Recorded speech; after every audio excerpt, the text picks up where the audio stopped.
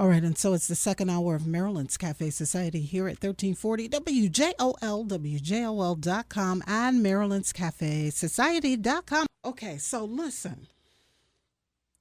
Have you heard about this?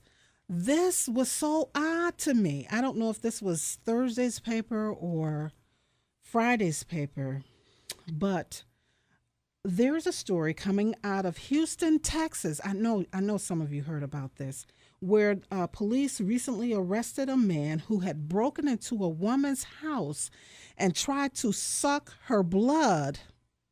Are you creeped out as I am? Okay.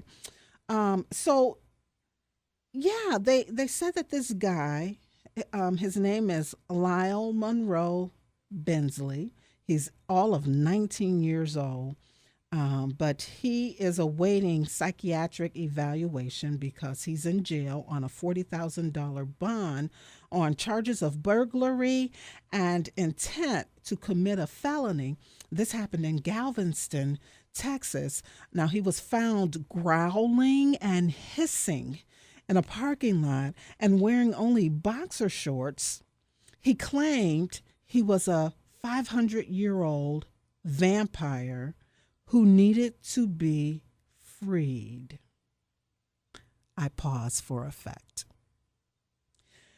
So, the question is, has pop culture played a role in all of this? This fascination about vampires.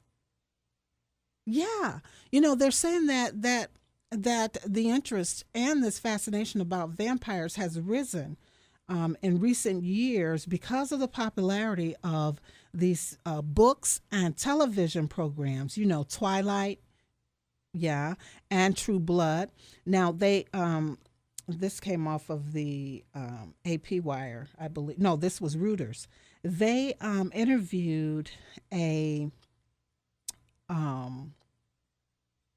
university professor who teaches a course in vampire lore. Okay, so he says, his name is Thomas Garza. He says that young people might aspire to be like vampires because they cheat death and are able to stay beautiful and powerful and youthful for eternity, according to this pop culture portrayal of vampires. Because when I was little, the portrayal of vampires was not youth.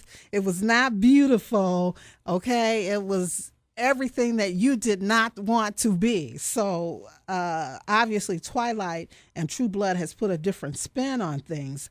But the author of Vampire Chronicles, Anne Rice, went on record as saying, I think the vampire is a metaphor for the outsider and the predator in all of us. And she says that's why this series, the Vampire Chronicles series, has captured the imaginations of horror fans since the 1970s. Now, again, I know I never was into scary movies, but I know people who did get a little thrill out of the horror of being scared in the movies and all of that. But I think we had, I don't want to say sense, but okay, I'll say it since I don't have another word. But we had the sense to kind of know the difference and separate ourselves. And maybe, again, because the betrayal of the vampire was so ugly that we just never wanted to be that, as opposed to what the portrayal of the vampire is today to the young people. They're beautiful people, and they have this power and youthfulness about them, and they never die. And so that apparently is the lure of why these kids want it. But to internalize it to the point where you think you are a vampire, and all kind of things happen in this world. So maybe he is a 500-year-old vampire. I don't know,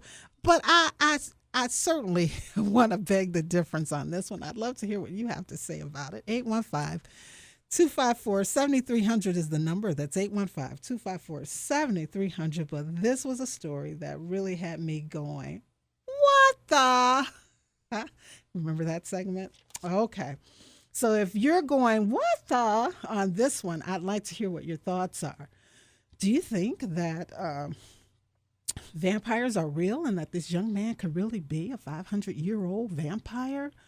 Or do you think that these young people are just so into these books and these television series, okay, old people too, that they just are internalizing all of this and making it a part of who they are, sort of like how some of the kids do with the quote unquote rap music. They internalize it and you take what someone else's story is and start trying to make it their own. And, so anyway, if you want to chime in, you're more than welcome to 815-254-7300.